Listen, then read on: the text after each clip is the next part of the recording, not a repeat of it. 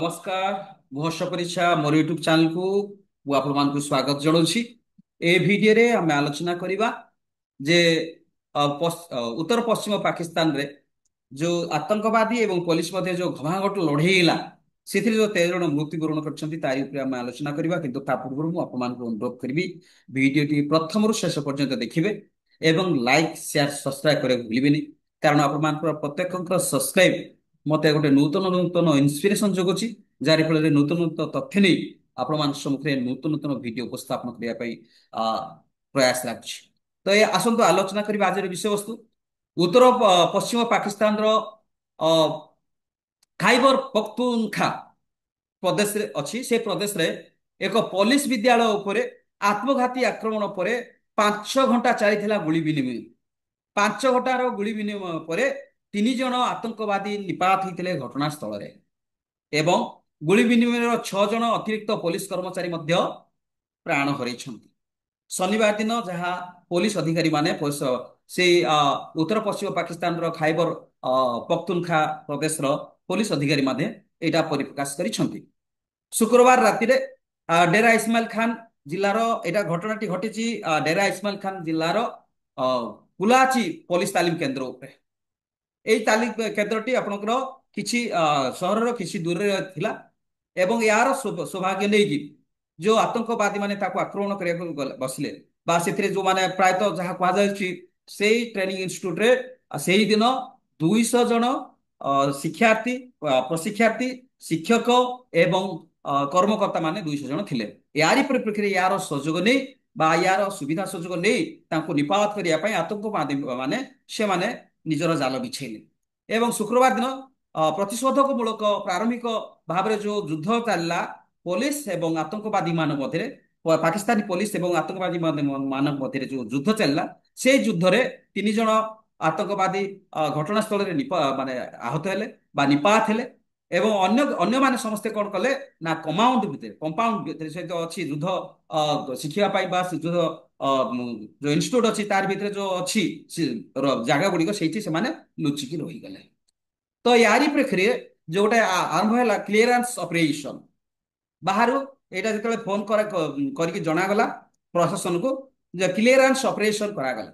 Clearance operation जो करागला बाहर पटे किए किए रहिले ना बाहर पट आक्रमण करने विभिन्न से जो पख्तूनखा प्रदेश रो पुलिस मान तरफ रहिले एलिट फोर्स गोटे टीम रहिले एवं आउ गोटे टीम रहिले स्थानीय पुलिस यूनिट रहिले आउ गोटे टीम रहिले ऑल ऑल बुथ फोर्स एमाने मिलित आकार से ऑपरेशन टाको लड़ाई कले से जो आतंकवादी माने से भितरे पसी जो गुली विनिमय करथिले एवं लुचि छपि रही कमाउंड भितरे ताको निहत करने निपात करने ये जो एसओ कमांड जोटा कि ब्लू फोर्स एलिट फोर्स एवं स्थानीय पुलिस यूनिट से माने पहुंचले।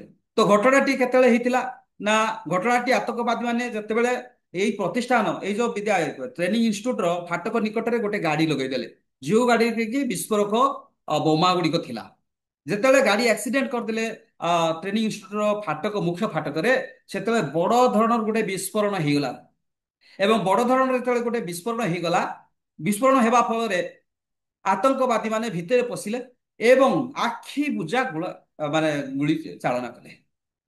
जो पुलिस कर्मचारी माने जो माने भी आपनकर थिले शिक्षक बा प्रशिक्षार्थी बा जो माने कर्मकर्ता थिले से माने कमांड भितर लुचि पड़े जिते जापारे यहाँ आत्मघाती बोमा विस्फोरण कराई आतंकवादी मान आक्रमण से कमाउंड भितर लुचि पड़े एवं आत्मघाती जो आतंकवादी माने से भितर पशि चारिटे आखि बुझा गुली कले। तो यारी परिप्रेक्षी में बाहर पटु जो 3टी टीम आसिले से 3टी टीम है आपनकर जोटा कि SSG command all booth force एवं एलिट फोर्स एवं स्थानीय पुलिस यूनिट से माने जगिकी गुली विनिमय कले। जेतेबेले पाल्टा गुली विनिमय हैला आउ जो आसीथिले आतंकवादी से माने जीवा पई रास्ता पाइलेनी। घटनास्थल रे जणा जाउची 6 जन आतंकवादी आसीथिले एवं से मान को निपात कले प्रथमे 3 तापरे शेष समय 3 जन को निपात कले। तो यारी परिप्रेक्षी रे 7 जन पुलिस मध्य मरिथिबार बा मृत्युवरण करथिबार एई घटना मृत्युवरण करथिबार अधिकारी मान सूचीछंती। तो स्थान रे ଯୋଉ ଆତଙ୍କବାଦୀ ମାନେ ଆସିଥିଲେ ସେମାନଙ୍କ ଯେତେବେଳେ ସେମାନେ ନିପାତ ହେଲେ 6 ଜଣକୁ ଆସିଥିଲେ, 6 ଜଣ ନିପାତ ହେଲେ। ନିପାତ ହେଲା ପରେ ସେମାନଙ୍କ ଠାରୁ ଆତ୍ମଘାତୀ ଜ୍ୟାକେଟ ଏବଂ ବିସ୍ଫୋରକ ବିଭିନ୍ନ ଦ୍ରବ୍ୟ ବା ଜିନିଷପାତି ଏବଂ ଅତ୍ୟାଧୁନିକ ଅସ୍ତ୍ରଶସ୍ତ୍ର ଏବଂ ଗୁଳି ଉଦ୍ଧାର କରାଯାଇଛି। ଯାହାରି ଫଳରେ ବର୍ତ୍ତମାନ ସେ ଯୋଉ ଥିଲେ ଇନଷ୍ଟିଚ୍ୟୁଟରେ ବା ଟ୍ରେନିଂ ଇନଷ୍ଟିଚ୍ୟୁଟରେ ଯୋଉ 200 ଜଣ କର୍ମଚାରୀ ଥିଲେ ବା ଶିକ୍ଷାର୍ଥୀ ପ୍ରଶିକ୍ଷାର୍ଥୀ ଏବଂ କର୍ମଚାରୀ ଥିଲେ ସେମାନଙ୍କୁ ଅ, ଅନ୍ୟତ୍ର ସ୍ଥାନାନ୍ତରିତ କରାଯାଇଛି। ଏବଂ ଯୋଉ 13 ଜଣ ପୋଲିସ ଏଇଥିରେ ଆହତ ହୋଇଛନ୍ତି, ହସ୍ପିଟାଲରେ ସେମାନଙ୍କୁ ଚିକିତ୍ସା କରାଯାଉଛି ଏବଂ 7 ଜଣ ପୋଲିସ ମୃତ୍ୟୁବରଣ କରିଛନ୍ତି। ଏଇଟା ଥିଲା ଗତ ଶୁକ୍ରବାର ଦିନ ପାକିସ୍ତାନର ଯୋଉ ପଖତୁନଖା ପ୍ରଦେଶରେ ଘଟଣାଟି ଘଟି ଯାଇଛି, ଯାହା ଆତଙ୍କବାଦୀଙ୍କ ସହିତ ପୋଲିସ ଫୋର୍ସର ଲଢେଇ। ଏଇ ଲଢେଇରେ ଆପଣଙ୍କର 13 ଜଣ ମୃତ୍ୟୁବରଣ କରିଛନ୍ତି, ପୋଲିସ ତରଫରେ 7 ଏବଂ ଆତଙ୍କବାଦୀ ମାନଙ୍କ ତରଫରୁ 6। ଏଇଟା ଥିଲା ଗତ ଶୁକ୍ରବାର ଦିନ। ଏଇଟା ଗୋଟେ ନ୍ୟୁଜ ଯାହା ଇଣ୍ଟରନ୍ୟାସନାଲ ତରଫରୁ ମୁଁ ଆପଣମାନଙ୍କ ସମ୍ମୁଖରେ ଉପସ୍ଥାପନ କଲି। ମୁଁ ଆଶା କରୁଛି ଆପଣମାନେ ଭିଡ଼ିଓଟି ପ୍ରଥମରୁ ଶେଷ ପର୍ଯ୍ୟନ୍ତ ଦେଖିଥିବେ ଏବଂ ଅନୁରୋଧ କରୁଛି ଲାଇକ୍ ସେୟାର ସବସ୍କ୍ରାଇବ କରିବେ। Thank you so much.